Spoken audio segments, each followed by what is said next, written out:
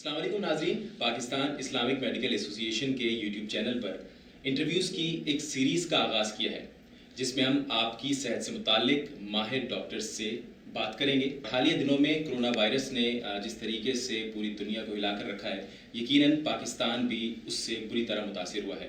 تو آج کوشش کریں گے اب اسی بیماری سے متعلق گفتگو کریں، اور اس موضوع پر گفتگو کرنے کے لیے ہمارے ساتھ موجود ہیں ڈاکٹر اظہر چغتائی صاحب۔ ڈاکٹر صاحب السلام علیکم۔ وعلیکم السلام۔ ڈاکٹر صاحب بہت شکریہ، آپ نے وقت دیا اور بہت ہی اہم ٹاپک ہے۔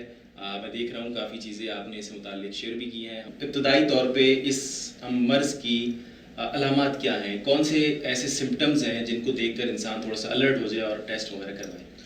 دیکھیے، بسم اللہ الرحمن الرحیم۔ سب سے پہلے تو بات یہ کہ کرونا وائرس بھی جو ہے وہ ایک وائرس ہے، جس طرح نزلے کے اور وائرس ہوتے ہیں، انفلوئنزا وائرس ہے، ریسپائریٹری سینٹرل وائرس ہے، یہ میں اپنے جو ہے وہ ولاگز میں بتا چکا ہوں، لیکن اس کو دوبارہ کہ وہی علامات ہیں اس کی، یعنی آپ کو نزلہ ہوگا، بخار ہوگا، جسم ٹوٹتا ہوا محسوس ہوگا، حلق خشک محسوس ہوگا، جسم میں درد محسوس ہوگا، یہ وہ تمام چیزیں جو کہ عام طور پر نزلے میں بھی ہوتی ہیں۔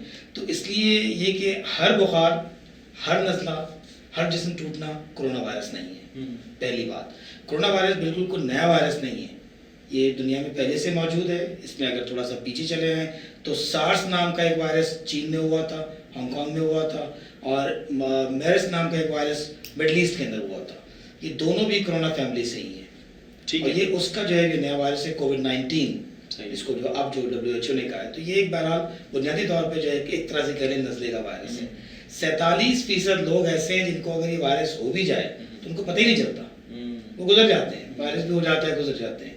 اس کے بعد جو بچ گئے 53% کہہ لیں آپ، یا باقی جو لوگ بچ گئے، اس میں سے کچھ لوگوں کو سمٹمز آتے ہیں، بڑے مائلڈ سے سمٹم آتے ہیں، وہی نزلہ، کھانسی، زکام، بخار، چند دنوں کے بعد ٹھیک ہو جاتا ہے، پتہ بھی نہیں چلتا۔ کچھ لوگ ایسے ہوتے ہیں جس کے اندر اس کے بہت خطرناک نتائج آتے ہیں، لیکن وہ اگر اس کے اس وقت جو کیس فرٹیلیٹی ریٹ ہے، یعنی مرنے والوں کی تعداد 2.3% ہے، ٹھیک ہے نا۔ ویسے دیکھا ہے تو بہت بڑا نمبر ہے، پاکستان کی آبادی 22 کروڑ ہے، 2% دیں گے تو بہت زیادہ ہو جائے گا، 20 لاکھ، لیکن ایسا ہے نہیں۔ کچھ جو علامات ہیں ان کے ساتھ اگر آپ اپنے گھر میں رہیں، ہم تو یہ کہتے ہیں نا کہ نزلہ ہو گیا تو کام پہ جانے کی ضرورت کیا ہے تمہیں، تھوڑی سی چھٹی لے لو، اگر نزلہ ہو گیا تو کچھ آرام کر لو، آرام کر لو گے تو تمہارے جو باڈی کا ڈیفنس میکینزم ہے اللہ تعالیٰ نے جو دیا ہے وہ واپس ٹھیک ہو جائے گا اور آپ بہتر ہو جاؤ گے۔ ٹھیک ہے، اچھا آپ کی گفتگو سے میں سمجھا کہ بخار، نزلہ، زکام، تو اگر یہ کسی فرد میں تینوں چیزیں پائی جاتی ہیں تو کیا وہ اپنا کوئی ٹیسٹ کروائے، یا پھر آپ کہہ رہے ہیں آپ کے مطابق وہ ریگولر دوائیں لے کر اور گھر پہ ہی اسٹے کرے، ملے جلے کم؟ ہاں، میرا خیال ہے کہ اس میں دیکھیں ٹیسٹ تو ایک پہلی بات ہے کہ جو اس کا جو ٹیسٹ ہے وہ خاصا مہنگا ہے۔ ٹھیک ہے، ہر بندے کو اگر کرنے لگے تو اتنے تو کٹس بھی نہیں ہوں گی پاکستان کے اندر کہ ہر نزلے کھانسی وغیرہ اپنے بخار پہ جا کے جو ہے اپنے کا بھی میرا ٹیسٹ کر دیں، تو اس پر جو اس کی جو کمرشل ویلیو 7,900 روپے ہے، کتنے لوگوں کا کریں گے؟ تو اس لیے جو بہتر طریقہ ہے جو اس میں اگر آپ کر لیں کہ برطانوی NHS نے جو اختیار کیا ہے وہ طریقہ یہ اختیار کیا ہے، اگر آپ کو نزلہ، کھانسی، زکام، بخار ہے، آپ سمجھتے ہیں کہ آپ کی طبیعت ٹھیک نہیں ہے، اپنے گھر پہ رہیں، تھوڑا سا آرام کریں، ہاٹ لیکوڈس لیں جو ہم کہتے ہیں نا، ہنی لیکوڈس لے لیں۔ چھوٹے بچے کو ہوتا ہے 1 سال سے کم پہ نہیں کہتے، لیکن وارم لیکوڈ تو وہاں بھی ہو سکتے ہیں نا، 6 مہینے سے اوپر یخنی تو وہاں پہ بھی ہو سکتی ہے نا۔ تو کچھ اور اس میں خاص دوا بھی کوئی نہیں ہے اس کے اندر، آپ پیراسٹامول ہی لیتے ہیں، ٹھیک ہے، اس دوا کے اندر پیراسٹامول ہی لیتے ہیں، اس کے علاوہ کوئی نہیں۔ آپ کو جسم ٹوٹ رہا ہے پیراسٹامول لیں گے، نزلہ ہو گیا بہت زیادہ ہو کے اینٹی ہسٹامین لیں گے، اس کو آپ یہ کہتے ہیں کہ نزلے کی دوا، لیکن یہ بھی ڈاکٹر کے مشورے سے ہونی چاہیے۔ ٹھیک، کراچی میں مجھے بتائیے کہ کراچی میں کون سے ایسے ہاسپٹلز ہیں جہاں اس ٹیسٹ کی سہولت موجود ہے؟ دیکھیے، اس وقت کراچی میں دونوں جو بڑے سرکاری اسپتال ہیں، جناح اسپتال اور سول اسپتال، اس کے اندر موجود ہے، پرائیویٹ کے اندر جو ہے وہ آخانے موجود ہے، چیریٹیبل اسپتال کے اندر انڈس کے اندر موجود ہے۔ 4 بڑے سینٹرز تو آپ کے پاس ہیں نا، انہی کے پاس آپ جائے کر سکتے ہیں، لیکن وہی بات پھر وہی ہے کہ اگر ہم اس کو کہیں گے کہ ٹیسٹ کروا لو جا کے تو اسپتالوں میں لگ جائے گا رش لگے گا۔ تو پہلے تو اپنے علاقے کے جنرل پریکٹیشنر سے اگر آپ سمجھتے ہیں کہ آپ کو نزلہ ہو گیا ہے تو منہ پہ ماسک لگا کے کم از کم ڈاکٹر کے پاس تو جا سکتے ہیں نا، کہ اس سے پوچھنے کہ مجھے کہیں جانا چاہیے، آپ نارمل طریقے سے سانس لے رہے ہیں، آپ کو ہلکا سا نزلہ ہوا ہے، تھوڑا سا بخار ہے، یہ کورونا وائرس پہ نہیں آ رہا،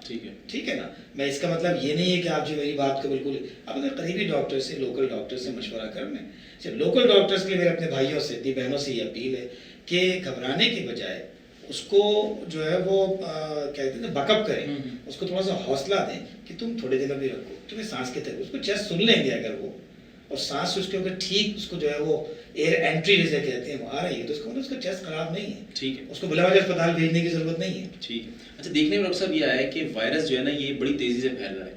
ہم نے دسمبر کے اینڈ میں یہ چائنا سے اسٹارٹ ہوا تھا اور اب دنیا کے کوئی 150 سے زیادہ ممالک میں یہ پھیل چکا ہے، تو بہت زیادہ تیزی سے ٹریول کر رہا ہے. تو اس کے جراثیم کتنے پاورفل ہیں؟ لوگ مختلف قسم کی باتیں چل رہی ہیں. لوگ کہہ رہے ہیں کہ یہ کرنسی بھی لینے دینے میں احتیاط کریں، دروازے کے ہینڈل کو بڑے احتیاط سے استعمال کریں اور اس کے بعد ہاتھ دھوئیں. مطلب ایک عام آدمی کو کس قسم کی احتیاط لازمی ہے؟ دیکھیں ہر وائرس کے لیے یہی احتیاط ہوتی ہے، چاہے انفلوئنزا کا ہو، چاہے وہ کورونا کا ہو یا کوئی اور وائرس ہو. اس کو کہتے ہیں ڈراپلیٹ. یہ وائرس تھوڑا سا بھاری وائرس ہے، تو یہ جو ہے وہ جب آپ کو چھینکتے ہیں تو وہ 3 فٹ یا میٹر پہ جا کے جو ہوتا ہے سرفیس کے اوپر جو ہے وہ کوئی 6 سے 8 گھنٹے سے میکسیمم 12 گھنٹے زندہ رہ سکتا ہے. اگر آپ کو لگ رہا ہے کہ آپ کو کوئی ایسی بیماری لگ گئی، چلیں کورونا نہیں ہے، انفلوئنزا وائرس ہے، تو دروازے کے ہینڈل اگر اپنے ناک یوں کر کے صاف کی ہے اور اس سے دروازہ کھولا تو آپ تو لگا ہی رہے نا. ٹرانسمیشن تو ایسی نا ڈراپلیٹ انفیکشن کہا جاتا ہے نا اسے، تو وہ اس جگہ پہ جا کے ٹھہر گیا چند گھنٹوں کے لیے. اب آپ نے اگر چھینکتے ہوئے آپ نے یوں اپنی ناک کر لی تو آپ کے کپڑے میں 4 سے 6 گھنٹے وہ زندہ رہے گا، اس سے زیادہ زندہ نہیں رہے گا. اور ایسا نہیں ہوگا کہ آپ اس میں بہتر طریقہ ہے. اگر آپ ڈاکٹر ہیں، مجھے یہ کرنا چاہیے کہ جب اپنے گھر پہنچوں تو تھوڑی سی احتیاط یہ کروں کہ اپنے کپڑے فوراً جو ہے وہ چینج کر دوں، اگرچہ کہ اسپتال میں ابھی تک عام اسپتال میں کورونا کے پیشنٹ نہیں پہنچے. اچھا ڈاکٹر صاحب سننے میں یہ آ رہا ہے کہ یہ جراثیم شاید گرمی سے تھوڑا سا ڈرتا ہے، کمزور پڑ جائے گا، تو آپ کی کیا رائے ہے کہ واقعی؟ دیکھیں یہ جو جینیٹک چینج ہوئی ہے اس وائرس کے اندر جس کو کووڈ-19 کا نام دیا گیا ہے، تو یہ تو ابھی تو سمجھنے کے اس کے بارے میں پڑھ رہے ہیں، سمجھ رہے ہیں. تو یہ کہنا کہ یہ فلاں موسم میں اتنے ٹیمپریچر میں مر جائے گا اور اتنے ٹیمپریچر میں، یہ میرا خیال ہے ٹو ارلی، ٹھیک ہے، بہت جلدی ہے. تو ہم تو میرا خیال ہے کہ ابھی ہم اپنی احتیاطی تدابیر جاری رکھیں. اچھا ڈاکٹر صاحب بار بار ڈسکشن ہو رہی ہے کہ اس وائرس میں ماسک کا استعمال کریں، ہاتھ کو دھوئیں، تو واقعی اس میں کوئی ہاتھ کا بہت زیادہ رول ہے اس جراثیم کا ٹرانسفر ہونے میں؟ دیکھیں جو سچی بات ہے کہ کسی بھی جراثیم کے ٹرانسفر ہونے میں ہاتھ کا رول تو ہوتا ہے، ٹھیک ہے نا. ہم بھی آئی سی یوز میں جب کام کرتے ہیں تو ہینڈ واش اپنے بار بار کرتے ہیں. تو ہم اگر اپنے ہینڈ کو واش کریں گے اور اس کو بار بار منہ پہ ٹچ، آنکھوں پہ ٹچ یا چہرے پہ ٹچ نہیں کریں گے تو ہمیں لگنے کے امکانات نہیں ہیں. اسی طرح اب سوال آ رہا ہے کہ مسافہ کیا جائے، ہینڈ شیک کیا جائے یا نہ کیا جائے. ٹھیک ہے نا، ہینڈ شیک کرنا جو ہے وہ فرض تو نہیں ہے نا. تو اگر ہم السلام علیکم زور سے بول دیں گے تو کافی ہے ہمارے لیے، مستحب ہے نا. ٹھیک ہے، ہم کچھ عرصے کے لیے احتیاطی تدبیر کے طور پہ صابن سے، پانی سے، بغیر سینیٹائزر کے آپ اگر ہاتھ کو دھو لیں، اس کی 5 موومنٹ ہیں. اگر آپ نے ہاتھ پہ صابن رکھا، آپ نے اس کو اس طرح رگڑا، اس کو اس طرح رگڑا، پھر اس کے بعد آپ نے جو اس کو اس طرح رگڑا اور آپ نے اس طرح رگڑا اور پھر آپ نے کر دی. 5 موومنٹ آپ نے کر لی 20 سے 30 سیکنڈ کے لیے. یہی موومنٹس ہم اپنے آئی سی یو کے پیشنٹس کے لیے بھی کرتے ہیں، ہر پیشنٹ کو ایک پیشنٹ سے دوسرے پیشنٹ کو چیک کرنے میں. یہ اگر ہم اپنی عادت بنا لیں تو میرا خیال ہے کہ ہم خاصے ٹرانسفر کو کم کر دیں گے. کافی اچھی گفتگو رہی اور ڈاکٹر صاحب نے بڑا اچھا اس کو ایکسپلین کیا. میں جہاں تک سمجھا ہوں کہ آپ صفائی ستھرائی کا خاص خیال رکھیں، ہاتھوں کو دھوئیں. صفائی کا ویسے ہی ہمارے مذہب نے حکم دیا ہے. جہاں تک سلام ہاتھ ملانے کی بات آ رہی ہے تو اکثر اس میں برا ماننے کی بالکل بات نہیں ہے. اگر کوئی شخص آپ سے ہاتھ کے بجائے سینے پہ ہاتھ رکھ کے آپ کو ویلکم کر رہا ہے یا کسی اور طریقے سے وہ آپ کو ویلکم کر رہا ہے اور سلام زبان سے سلام ادا کر رہا ہے تو اس میں بالکل ناراض ہونے کی بات نہیں ہے. کچھ وقت کی احتیاط ہے، اس کے بعد وہی پیار وہی محبت جس طریقے سے ہم لوگ آپس میں کرتے رہے انشاءاللہ جاری رکھیں گے. مجھے امید ہے کہ ڈاکٹر صاحب کی بہت پرمغز گفتگو اور بہت آسان اور سادہ انداز میں انہوں نے جو پریکاشنز تھے یا جو بھی ان کی ماہرانہ رائے تھی وہ آپ کے سامنے پیش کی. ڈاکٹر صاحب آپ کا بہت بہت شکریہ. ہم آپ کے کوئی بھی سوال ہوں، کوئی بھی کیوریز ہوں، آپ کامنٹس میں کر سکتے ہیں. انشاءاللہ نیکسٹ ایپیسوڈ میں ہم اس کو بھی ڈسکس کریں گے. جزاک اللہ.